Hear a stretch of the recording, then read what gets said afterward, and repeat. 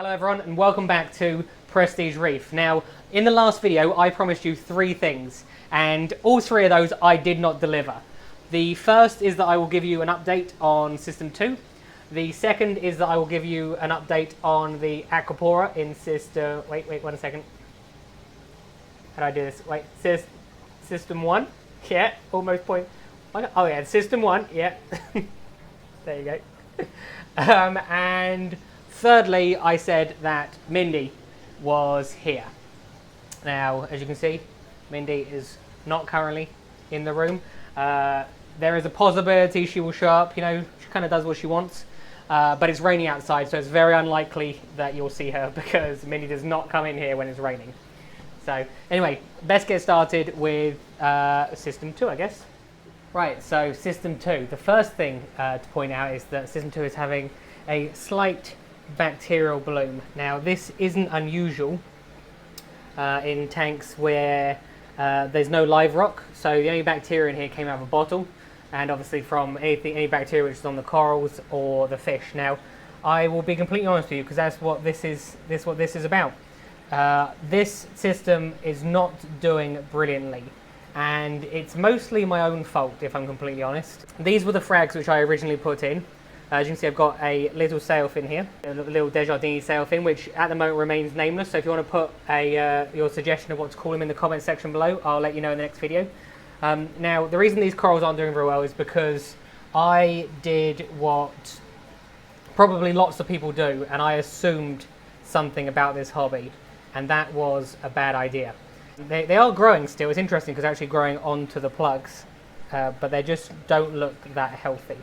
Now, the reason they don't look that healthy is because I have essentially ignored this system.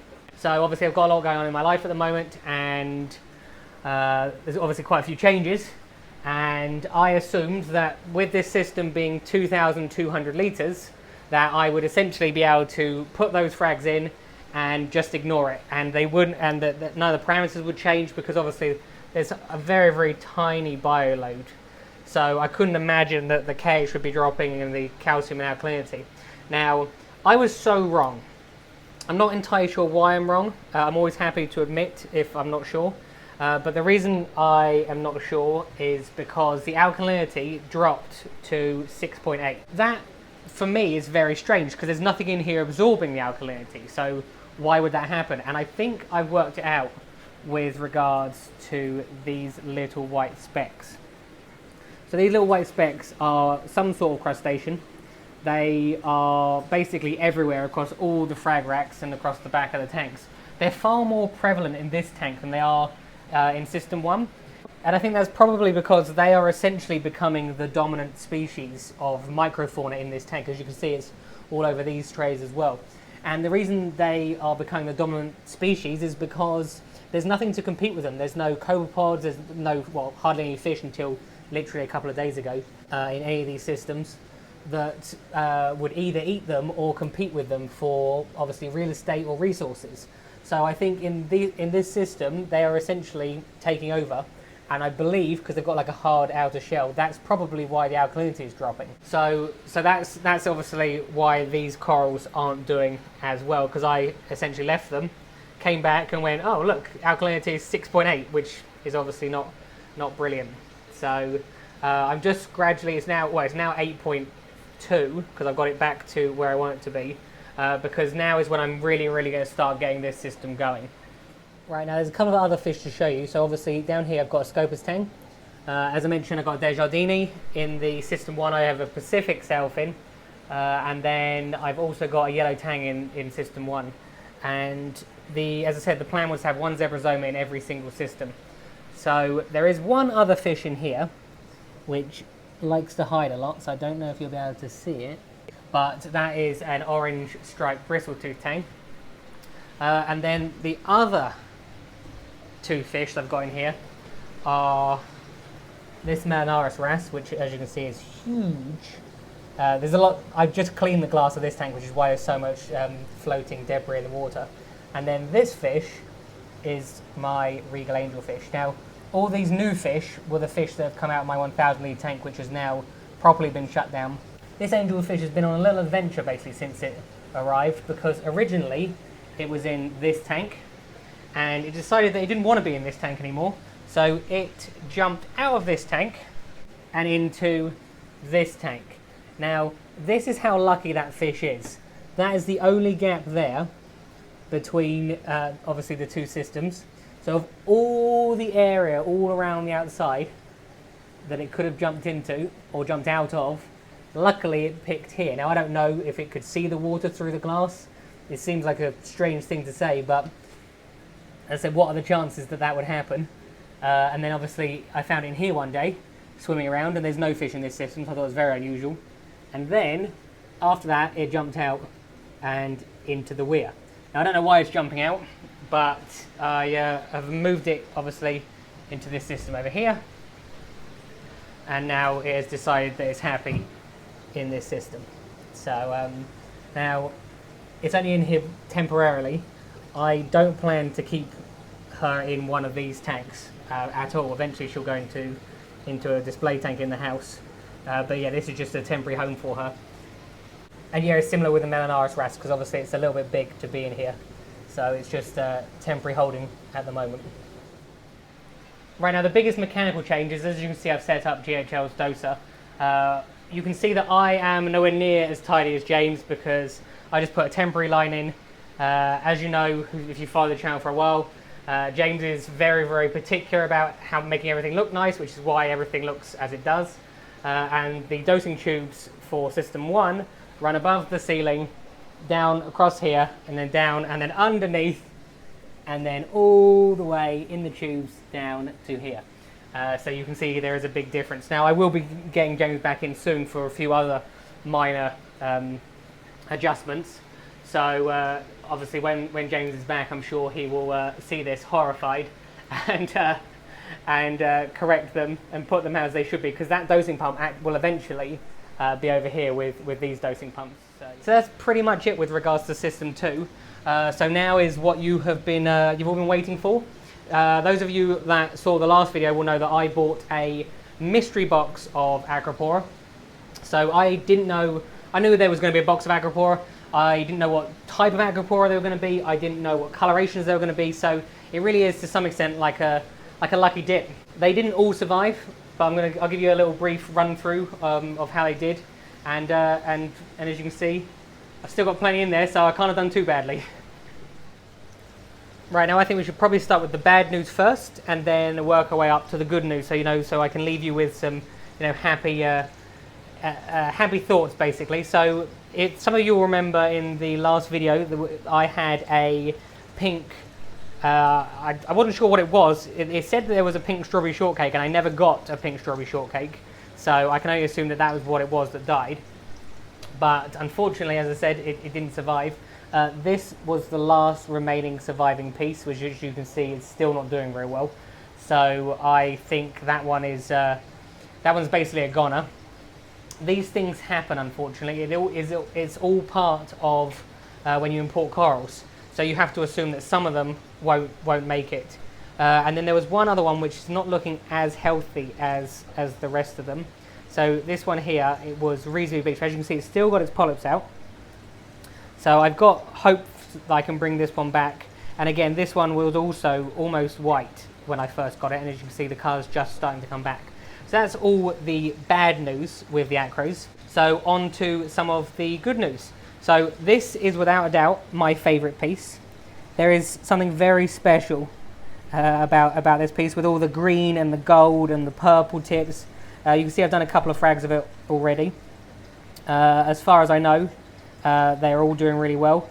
I was a little bit nervous. I always like to be honest with you. I have kept lots of different Milliporas before, and I've kept some tenuous and things like that, but some of these I literally have no idea what they are. So this blue tipped acro is a really, really nice piece, and then I really like this sort of pinky red one, and then, as I said, I've got I had another green Millipora, which is nice because it sort of contrasts reasonably nicely with my sort of gold Millipora.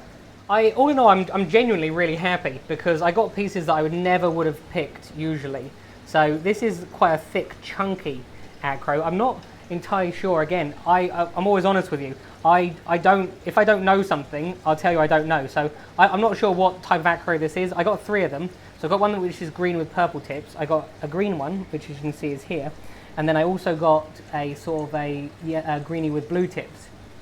So those appear to be doing really well, and those I really like. But again, I'm not sure what the care requirements are for them. So, but as you can see, everything appears to be doing well. You can see this Millie's it's got great coloration on it. And then another little piece that was quite interesting was this red piece here, which as you can see I've got a couple of frags of. So that's the update on the Acropora. Some of these are on the website already. This one is the one I really like. I've got, I think, one piece on there, and I've also got one piece of the blue on the website as well. Now, a lot of people ask me when corals are going to go on the website, and the honest answer is some of them go up reasonably quickly, and some of them I like to hold on to a little bit longer, because I mean, partly because I like to know what colour they're going to end up being, but the other reason is I'm not in any hurry. I've said this before. I'm not in any hurry to try and get rid of corals as quickly as possible. If they are not going to do well, I'd rather they didn't do well here, and that I was shipping out good, high quality pieces. So yeah, that's it for the acros. I've got one other shipment to show you. It was a slightly smaller shipment, but I requested a high-end mystery box, so to speak. So I'll give you. I knew what the species were going to be, but I didn't know the coloration. And some of the nicer pieces have gone already, because some local people actually collect corals from me. But I'll give you a little rundown of some of the other pieces I got. Right, now this shipment, as I said, was a high-end shipment from Australia. And I absolutely love Australian corals because they are always so clean. So it makes my job a lot easier. Now, as I said, this was a high-end box. There was some really, really nice, unusual pieces. These are, I believe they were put down as Cephastria, but they do have a different sort of name, I also believe, which begins with Ostro something. But yeah, on the box it just said Cephastria. So I got a green one and I got a red one. I got this bicolor Goni, which is stunning. You see where it's a little bit pink and a little bit purple. So again, that was a really, really nice piece. I got these Lobos, which I am a little bit concerned of in this tank. I think they might be getting too much light because they're going slightly white, just this one especially, on top, whereas the other ones seem to be not too bad. And then the other 2 corals I got from that shipment were, I got acants, which were without a doubt they were the show pieces from this shipment. So I got one, I got green and blue, which you can see there. I've got just the usual red and blue. I got a pink and green and blue, which is very unusual. And then this one's closed up at the moment, but it was open earlier, so it's really unfortunate. Was a rainbow one. Now this piece again was the bag had burst, but the way Australians ship their corals, there's a second bag inside. So although the big bag had let the water out, the smaller bag was fine. It was in the smaller bag. So this one is obviously doing really well. Here's my other little acants. So now these all will be fragged, and the final pieces which came in that shipment were these Trachophilia. So I got sort of red with like orangey stripes around the outside. I got this really, really bright green one. The camera doesn't show you how bright green that piece is. And then I've got a couple of other nice pieces and some more common pieces, and then unfortunately there was a fungia which died. I always like to keep the skeletons of fungias just in case they come back, because you see this fungia here. If you've been watching the videos for a while, you probably know that this fungia underneath that is it's got like a mother colony. So what happens is with fungi is when the mothers die, sometimes lots and lots of little babies will start sprouting off, and then obviously you continually get lots and lots and lots of baby fungi. So that's what's underneath that one. It's almost like a mother piece. And then I've just seen this. This is another piece that I got from a fellow reefer. So I'm always interested. If people got interesting pieces, I'm more than happy to buy them from you. So this is a type of Cephastria Decayer. Now I have got a Cephastria Decayer, which is this piece here. As you can see, it's quite a different coloration to this one. Now both of them are branching. That one doesn't look very branching because I frag it so often because it sells really well. But that piece and that piece, they're obviously slightly different colorations. And that wasn't even the piece I was going to get that day. So That was just I just happened to see it in the tank and then I took it. So yeah, I think that is probably it for for System 2's coral update.